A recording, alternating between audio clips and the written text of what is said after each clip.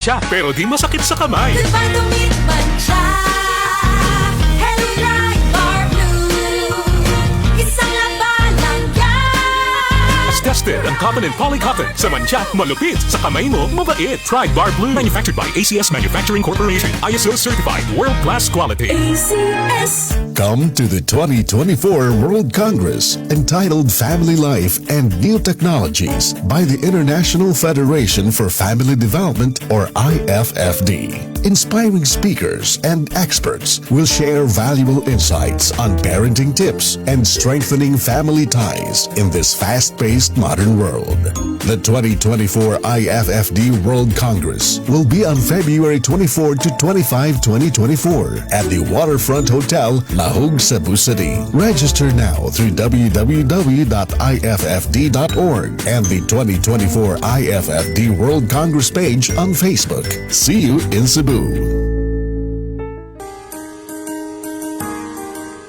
Narito na ang programang hindi umuurong sa pagtulong sa PCSO. Bagong Pilipinas ang panalo sa kawang-gawa at serbisyo. Halina't sabay-sabay nating tutukan ang programang handang umalalay at magbigay tulong sa bawat Pilipino. Hatid ay serbisyong publiko mula sa Philippine Charity Sweepstakes Office. Ito ang PCSO. Hindi umuurong sa pagtulong. Ang karamay mo sa bawat laban ng buhay. Tutok na tuwing Lunes, alas 11 hanggang alas 11:30 ng umaga. Mapapanood din sa pamamagitan ng Facebook Live, YouTube Live ng DZXL at sa Signal Channel 309. PCSO, hindi umuurong sa pagtulong.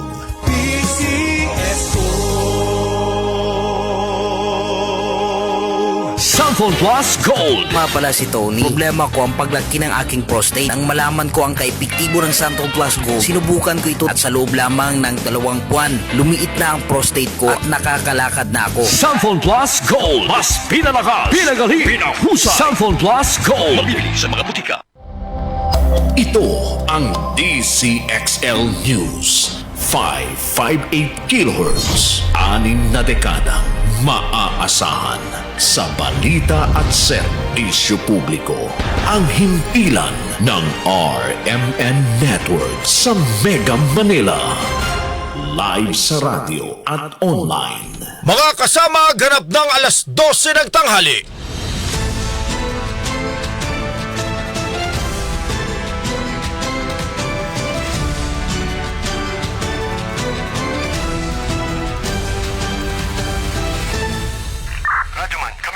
Live pong napapakinggan Radyoman, sa live, Luzon, dito. Visayas, Mindanao. Narito na ang mahahalagang kaganapan sa loob at labas ng bansa. Unang-una mong narinig Sabayan yan. na po tayong napapakinggan sa 65 RMN stations nationwide. Nandito tayo ngayon sa Ilagang Signal TV Channel 309 Aris, bigapon kita diri. at sa WRMN New York, USA.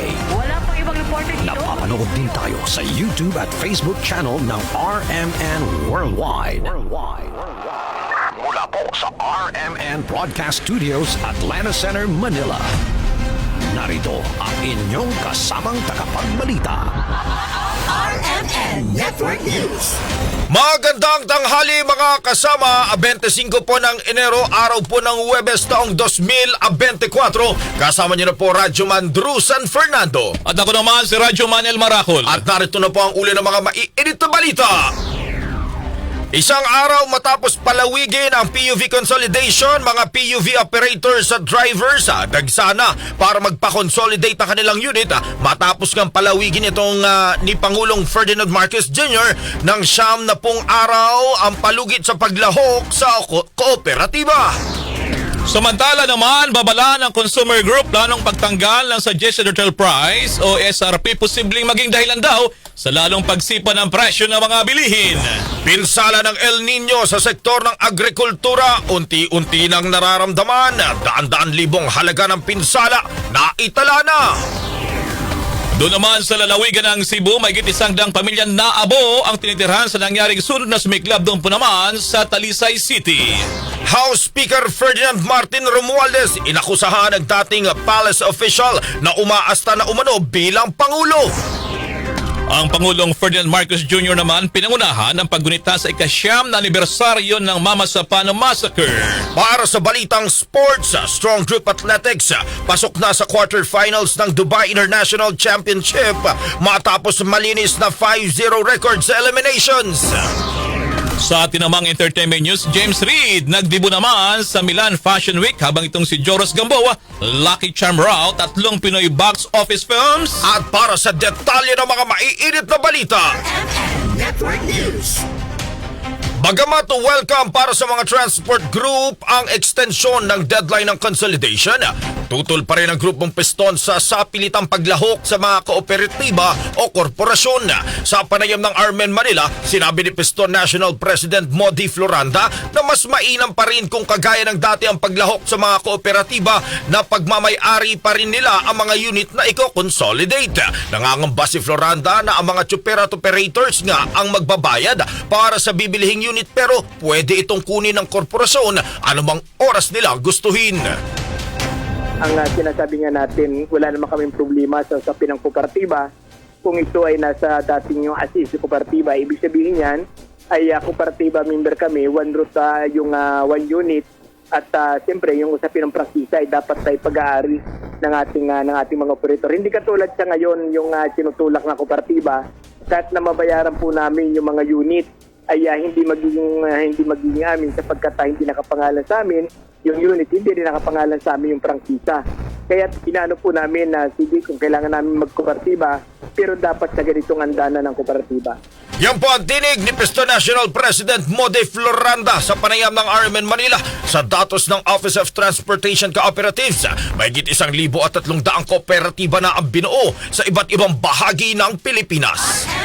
Network News. Samantala naman sa ibang balita mga kasama, wala nang palugit daw na ibibigay ang Department of Transportation sa franchise consolidation pagkatapos ng Abril at 30. Sa ngayon ay dagsa na rin ang ilang mga drivers at operators ng jeepney para i-consolidate ang kanilang mga jeep matapos na palawigin nga ni Pangulong Ferdinand Marcos Jr. ang deadline ng franchise consolidation sa loob ng 90 araw. Sa naging panayam ng RMN Manila, sinabi ni Office of Transportation Cooperatives Chairman Andy Ortega, karamihan daw dito ay interesado talagang magpa-consolidate pero hindi nakahabol naman sa deadline. Kaugnay nito ay muling nanindigan si Ortega na hindi pwedeng baguhin ang nakasaad sa korporasyon o kooperatiba na nakapangalan naman ang mga units na ipapa-consolidate. Na-raise nila yan. They've been raising it since last year pero talagang nasa rules po ng ating consolidation is that yung prangkisa po, once you get consolidated, either in a corporation po or in a cooperative, it will now really be owned by the cooperative. Maging isang grupo po kayo. That is the essence of the consolidation. Pero those who were raised during the hearing po sa Congress, na-raise po yun, pinakinggan naman po namin. If anything will change, we don't really know. But as of now na po, sabi ko, Aljo, consolidation po ang concentration ng ating opisina po. Kahapon nga mga kasama ko maalala inanunsyo ng pagpapalawig pa ng Pangulong Marcos Jr. sa deadline ng paglawak sa mga kooperatiba para magbigay daan sa mga gustong humabol ng mga PUV drivers at operators. Kung narito nagtapos ang deadline noong December 31 at ituring na sana bilang kolorum yung mga hindi pa nag-consolidate pagsapit sana ng Pebrero 1. Sa kaugnay pa ring balita mga kasama, liderato naman ng Kamara ikinatuwa ang pagpapalawig ni Pangulong Bongbong Marcos Jr. sa deadline ng jeepney consolidation. Kasama mo sa balita live si Radyoman Grace Mariano. RMN Live Report. Babalikan na lang natin ang report na yan ni Grace Mariano. Samantala, Network News. nagbabala ang grupo ng mga consumer sa posibilidad na lalong sumipa ang presyo ng mga bilihin sa sandaling tanggalin na ng Department of Trade and Industry o DTI ang Suggested Retail Price o SRP sa mga bilihin. Dahil dito sinabi ni Suki Network spokesman Professor Reginald Vallejos na dapat ay pakinggan ng DTI ang mga consumers bago tanggalin ang SRP sa mga pangunahing bilihin. Iginit ng profesor na magiging kawawa ang mga mamimili sa sandaling tanggalin ibabalik ng DTI ang SRP dahil bibigyan ito ng kalayaan ang mga manufacturers na taasan ang presyo ng kanilang mga produkto.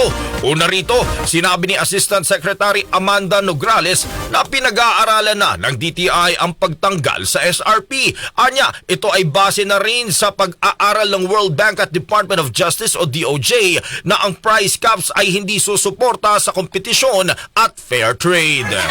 Network News.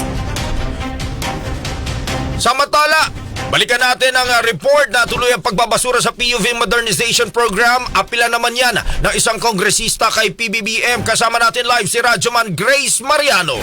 RMN Live Report. Umaapela nga si House Assistant Minority Leader and Gabriela Women's Party Representative Arlene Brosas kay Pangulong Ferdinand Bongbong Marcos Jr. na tuluyang ibasura ang Public Utility Vehicle o PUV Modernization Program upang mapigil ang nakaambang krisis sa sektor ng transportasyon.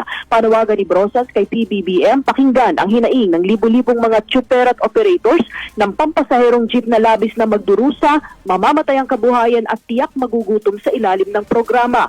Git ni Brosas, anti-poor ang PUV Modernization Program na lalong magpapabagsak sa estado ng ating pampublikong transportasyon.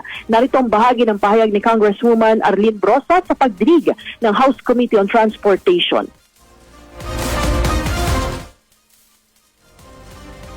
Talagang dinidibdib ng mga jeepney drivers at operators natin ngayon yung mawawala talaga nilang kabuhayan. Problema po doon sa consolidation talaga. Kaya sabi ko kanina to stop yung consolidation. Kasi kung naririnig po natin sila, hindi talaga tayo mag-go on, mag-extend. Kasi extension ng deadline lang yung nakalagay doon sa Sa kanila po, malinaw naman ang panawagan. Itigil mo na ito kasi hindi sila makakabiyahe. Hindi sila makakabiyahe. Marami talagang magugutom. Naniniwala si Brosas na kaya pinipilit na matuloy ang programa ay para masiguro umano ang kita ng mga dayuhan at lokal na negosyante habang ang mga jeepney drivers at commuters ang tiyak na papasan sa transport crisis kapag itinuloy ang phase-out ng traditional jeepneys. Kasama mo sa DSAXL RMN Manila, Radyoman Grace Mariano, Tatak Arimen. Network News. Samantala muna mga kasama, sa ibang balita naman, isang senador naman na nawagan sa Pangulong Marcos na manghimasok na pa rin sa issue ng People's Initiative at pagsabihan yung kanyang pinsan na Speaker Romualdez. Mula sa Kamara naman o sa Senado, nandun si Radyoman Condi Batak. RMN Live Report. Umapela si Senate Minority Leader Coco Pimentel kay Pangulong Bongbong Marcos na pagsabihan na ang kanyang pinsan na si Speaker Martin Romualdez na itigil na ang kaibangan sa pagsusulong ng People's Initiative. Ito'y matapos diretsang tukuyin ni Pimentel na ang pinsan ng Pangulo na kasalukuyang Speaker ng Kamara ang siyang nasa likod ng People's Initiative para sa charter change. Batayan niya sa mga ulat na kanilang nakalap ay mga kongresista ang tinuturo na nasa likod ng pagpapalagda sa mga tao para tuluyang maitulak ang People's Initiative. Git ni Pimentel, hindi naman kikilos ang mga kongresista kung walang kumpas mula sa kanilang leader na walang iba kundi si Speaker Romualdez.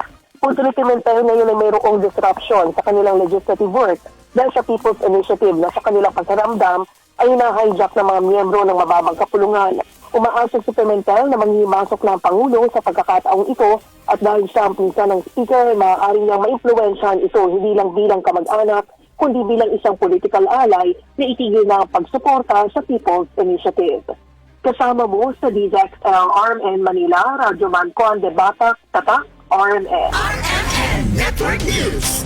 Sa kabilang dako naman ng mga balita, mga kasama, pinawi ng Department of Trade and Industry o DTI ang pangamba ng publiko sa pag-aproba nila sa pagtaas sa presyo ng ilan pang pangunahing bilihin sa bansa.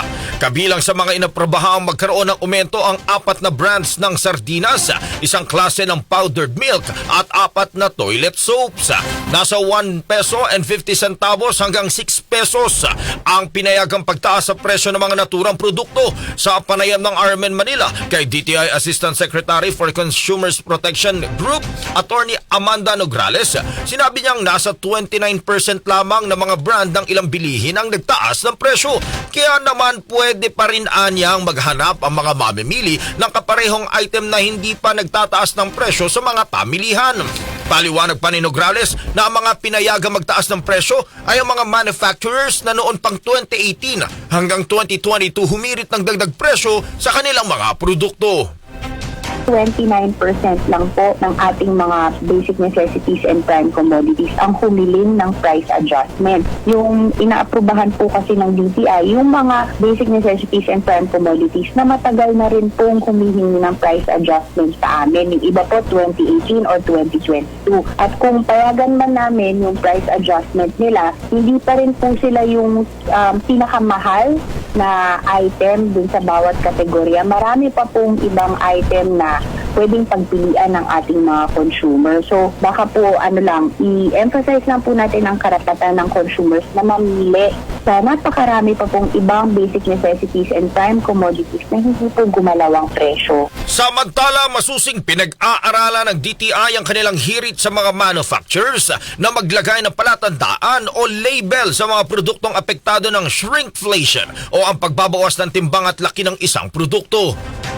Meron po kaming tinitingnan na kumaaring regulation na i-require ang mga manufacturers na ilagay sa pakete or ang ating mga retailers na maglagay ng signage sa mga shelves ng mga supermarket kung meron bang pagbabago sa gramo na i-emphasize nila para alerto yung ating mga consumers na hindi sila madaling maloko. Na kasi pag nagkaroon ng pagbabago ng gramo natin to 2 grams, 1 gram, maliit lang, hindi na halos yan mapansin ng ating mga consumers at pag-uwi sa bahay, pag-consume nila ng produkto, parang feeling nila na hindi na yun katulad nung dati. Kasi nga, hindi nga nagbago yung presyo. Pero sa totoo lang, may pagbabago. Yan po ang tinig ni DTI Assistant Secretary for Consumers Protection Group, Attorney Amanda Nograles sa eksklusibong panayam ng RMN Manila. Sa ngayon, nasa 45 pa ang nakabinbing mga notice of adjustment na isinumite ng ilang manufacturers at karamihan ay hindi pa nakikipag-usap sa DTI. Sa kaugnay namang mga balita, yung mga retailers ay maghanap na ng mas murang brand ng mga pangunahing bilihin na nagtaas ng presyo para tangkilikin pa rin ng mga consumers. Kasama mo sa balita si Radyoman Chile Emprido. RMN Live Report. Pipilitin umano ng mga retailers na maghanap ng mas murang brand kasunod na rin ang pag-aproba ng Department of Trade and Industry na taasan ng presyo ng ilang pangunahing bilihin. Sa inaprobahang price increase ng DTI, kabilang sa mga ito ang sardinas, gatas, sabon, asin at kape na may taas presyo ng 1 pesos and 50 centavos hanggang 6 pesos. Sa panayam ng RMN Manila sa retailer na si Aling Miriam Valerino, hindi naman lahat ng brand ng isang produkto ay magtataas ang presyo kaya't mayroon pa ring pagpipili ang mga consumers na ibang brand. Bagamat base sa kanyang karanasan na kahit tataas ang presyo ng isang produkto ay tatangkilikin pa rin ito ng mga mamimili. Gayunman, sila na raw mismo ng mga retailers ang hahanap ng paraan para magbenta ng mas murang produkto. Pakinggan natin ang pahayag ni Aling Miriam Valerino sa panayam ng RMN Manila. Marami pa rin bibili kahit na magtaas yan. Siyempre kailangan nila yan eh. O di ba? Hindi pwedeng hindi sila bumili. Kahit na mahal yan, bibili at bibili pa rin sila. Paano ang adjustment na gagawin mo? Siyempre, kung tumaas, di magdagdag ka ng konti. Ganun lang. Papatungan mo ng konti. Hindi naman pwedeng masyadong malaki.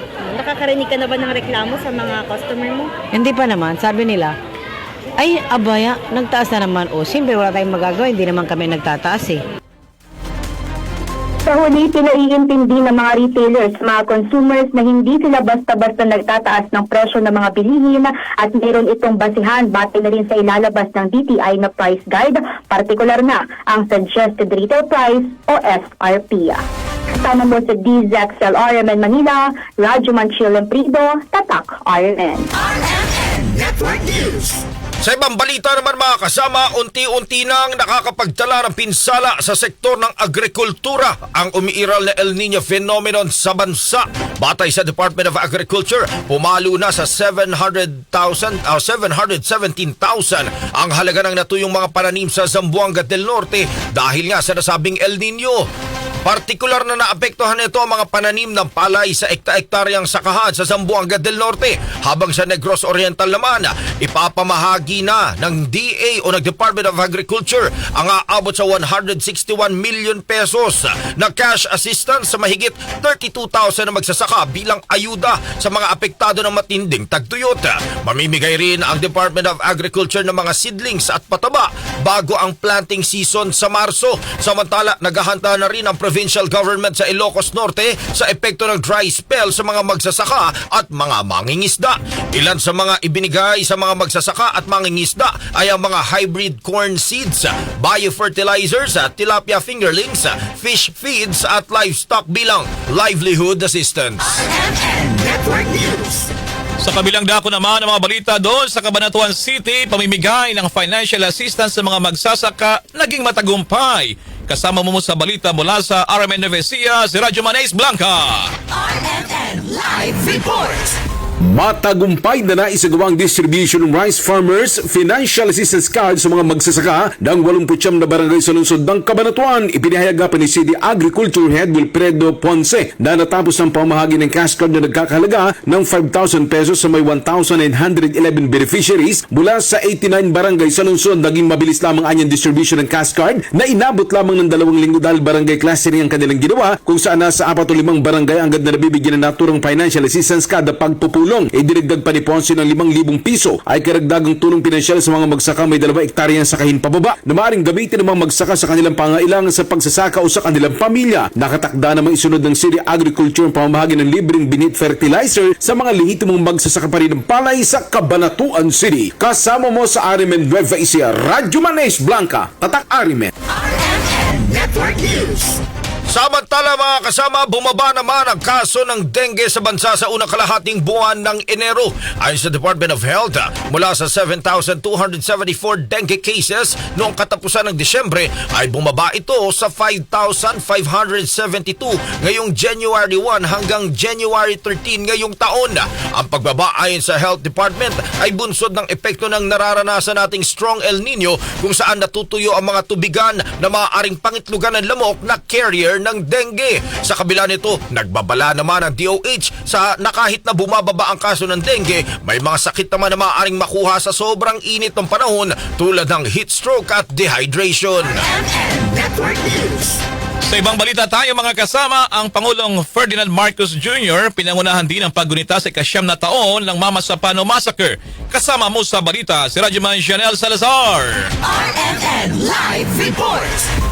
Pinangunahan ni Pangulong Ferdinand Marcos Jr. ang paggunita sa ika-9 na anibersaryo ng Mama Sapano Massacre o kabayanihan ng 44 na miyembro ng PNP Special Action Force sa Cap Castañeda, Silang, Cavite. Sa kanyang talumpati, hinikumok ni Pangulong Marcos ang mga Pilipino na huwag ibaon sa limot ang kabayanihan at sakripisyo ng Staff 44 para sa bansa. Ang pagbuwis-an niya ng buhay ng mga ito ay isang utang na hindi kayang bayaran ng bansa kahit pa sa mahabang panahon, kung kaya't huwag sanang pababayaan ng kapayapaan na pinaglaban ng mga ito. Batidaan niya ni Pangulong Marcos na hanggang ngayon ay nagluluksa pa rin ang pamilya ng Staff 44 kaya't hangad nitong makabawat sa kanilang nararamdaman sa pamamagitan ng paghiramay ng buong bansa. Ginagawa ang Day of National Remembrance para sa Staff 44 tuwing January 5 taon-taon mula na iproklama ni dating Pangulong Rodrigo Duterte ang Proclamation No. 164. Matatandang nasawi ang 44 staff troopers kasabay ng pagdugi sila sa teroristang sina Marwan at Basit Usman. Kasama mo sa DZXL RMN Manila, Radyo Janelle Salazar, Tatak RMN. RMN Network News. Sa kaugnay pa ring balita, hustisya para sa SAF 44. Abay, hindi pa rin daw nakakamit. Kasama mo sa balita si Radyoman Angel Ronquillo. Radyoman in action.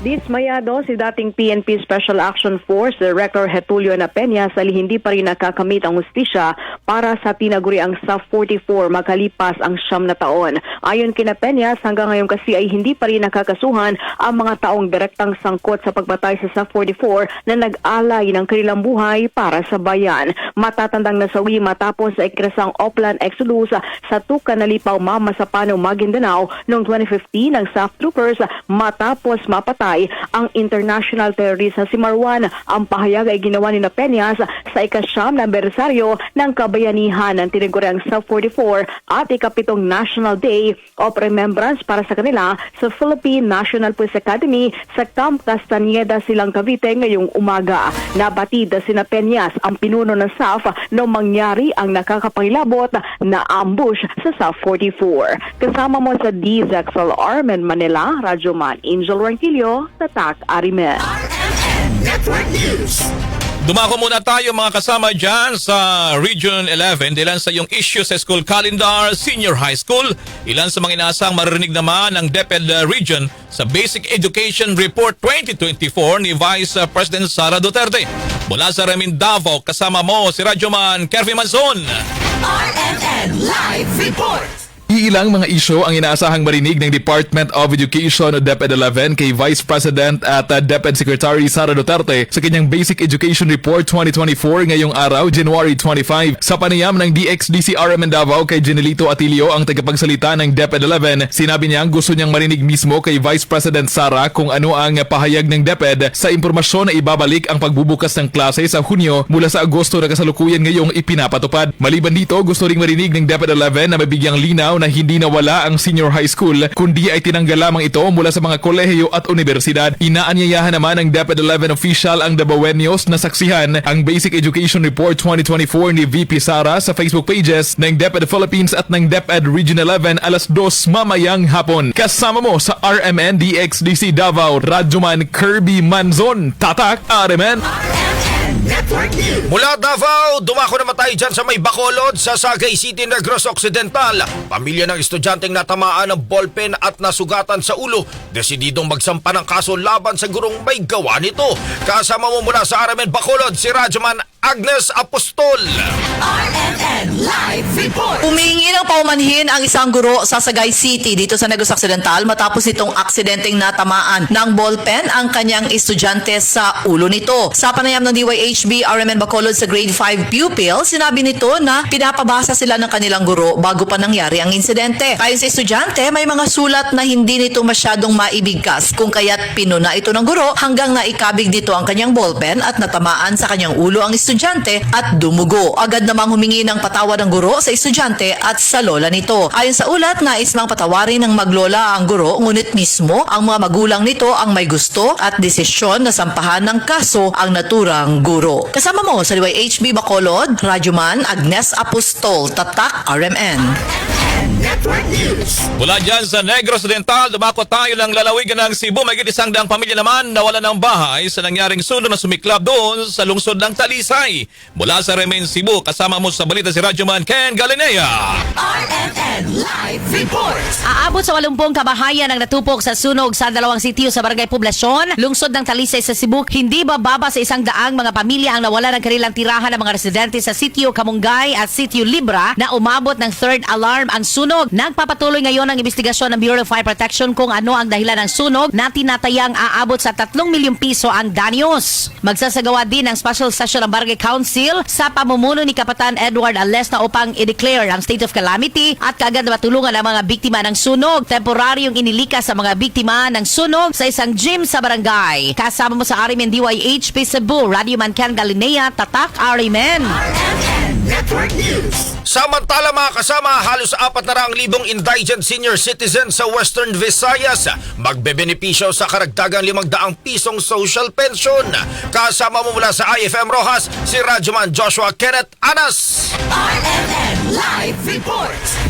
Aabot sa 385,954 na indigent senior citizens sa Western Visayas ang magbebenepisyo sa karagdagang 500 pesos sa social pension mula Pebrero a 1. Ayon kay Department of Social Welfare and Development Region 6 Director Attorney Carmelo Nuchete, 46,148 ang social pensioners sa Aklan, 41,972 sa Antique, 56,265 sa Capiz, 14,767 sa sa Guimaras, 13,676 sa Iloilo City, 152,748 sa Iloilo Province, 5,975 sa Bacolod City at 54,403 sa Negros Occidental. Ang pagtaas ng pensyon sa 1,000 mula 500 pesos ay alinsunod sa Republic Act 11916 o Act Increasing the Social Pension of Indigent Senior Citizen na naging batas noon pang Hulyo 2022. Kasunod na rin ito ng pagkumpirma ng DSWD na nakapaloob sa kanilang 2024 budget ang 49.8 billion pesos para sa mas mataas na pensyon ng indigent senior citizens. Kasama mo sa RMN DYVR at IFM Rojas, Idol Joshua Kenneth Anas, Tatak RMN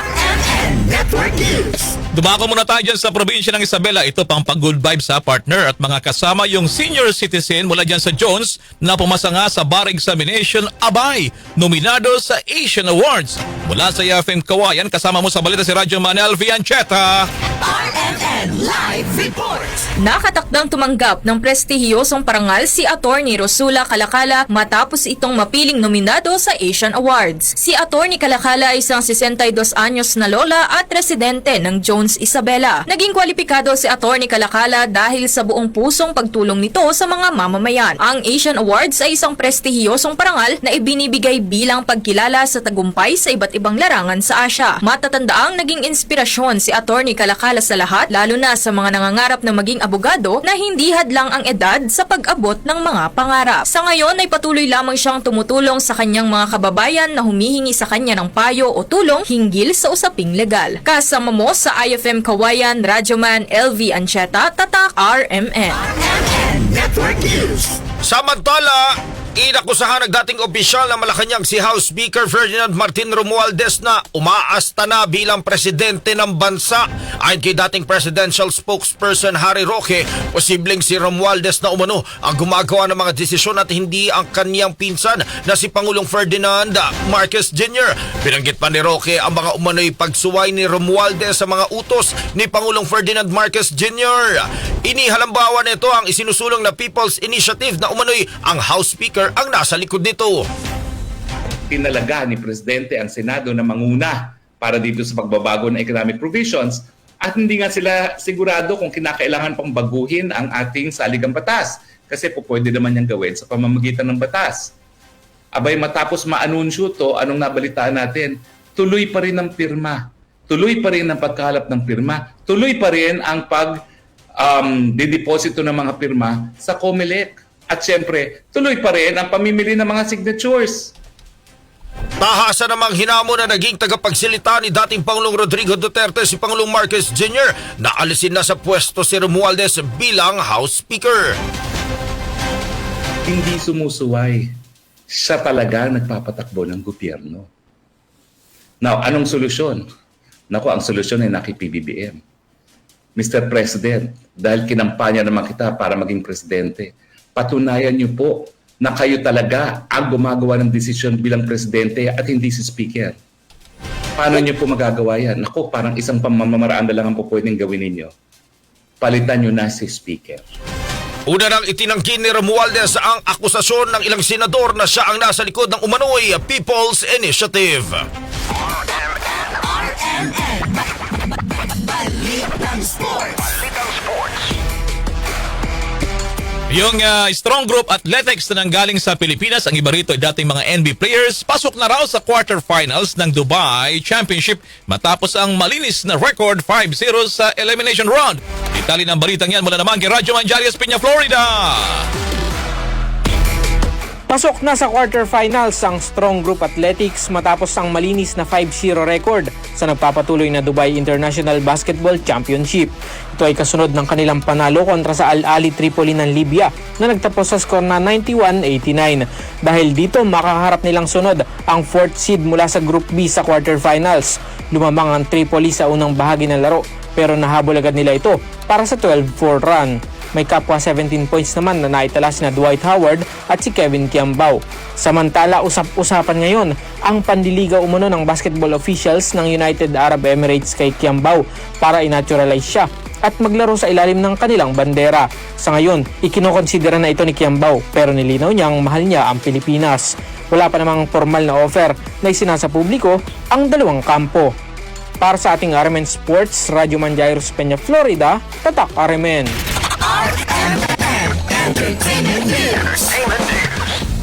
James Reid nagdebut sa Milan Fashion Week debut sa Milan Fashion Week. Joros Gamboa, Lucky Charm raw, 3 Pinoy box office films. Kasama mo sa balita si Radyoman Alex Forake. Nag-debut ng kanyang first ever appearance ang singer-actor na si James Reid sa Milan Fashion Week para sa show ng Italian luxury fashion houses ng Fendi at Tod's. Nakatagpo ni James ang brand's legendary founder na si Giorgio Armani nang umatan sila ng kanyang girlfriend na si Isa Pressman sa show ng Emporio Armani. Dumalo rin ito sa naganap na Men's Fall-Winter 2024 show para sa brand ng Louis Vuitton na ginanap sa Paris at nagkita muli sila ng GOT7 member na si Bam Bam. Credited naman ang girlfriend ni James na si Isa bilang creative director para sa Fashion Week looks ni James. Umaten din sa naganap na Milan Fashion Week ang Korean singer na si IU, aespa member na si Karina, Thai actor na si Win Metawin at The Boys members na si Young Han at Yan Jae. Samantala, idineklara ngayon ng netizens na lucky charm ng box office films ang aktor na si Joros Gamboa matapos ngang mapansin na kasama siya sa 3 highest grossing films sa Pilipinas. Inihayag ni Joros na masaya siya at nagpapasalamat sa papuring kanyang natanggap mula sa kanyang mga taga-suporta. Ayon pa sa aktor, nakakatuwa raw na sinasabihan siyang lucky charm, ngunit sabi naman ni Joros na hindi siya naniniwala sa luck, kundi mas naniniwala siya sa bless dahil nakasama siya sa magagandang pelikula na tinatangkilik ng mga tao. Paniniwala pa ni Joros na hindi nakabase sa kinita ng isang pelikula ang tunay na tagumpay, kundi sa dami ng napapasaya at napapa-inspire sa bawat karakter ang kanyang ginagampanan. Itinuturing ngayon na top 3 highest grossing Filipino films ay ang Rewind ni Marian Rivera at Ding Dong Dantes, Hello Love Goodbye ni Catherine Bernardo at Alden Richards, at The House of Us ni Catherine Bernardo at Danielle Padilla. Yan ang ating entertainment news. Alex Forake, Tatak RMN. RMN Network News. At sumayin niyo po ang mga nangungunang balita. Ako po si Radyoman Drusan Fernando. At ako naman si Radyoman El Maracol. Mula po rito sa RMN Broadcast Studios at Atlanta Center, Manila. Sa mga taga-Samar, Maupay nga Kulob, marami pong salamat. Inyo pong natunghayan ang RMN Network News. Malaki ang tumutok para huwag mahuli sa maiinit na mga balita at impormasyon. Reaching millions nationwide and worldwide for more than 70 years. Tatak RMN. Mga kasama, oras 12:34 na.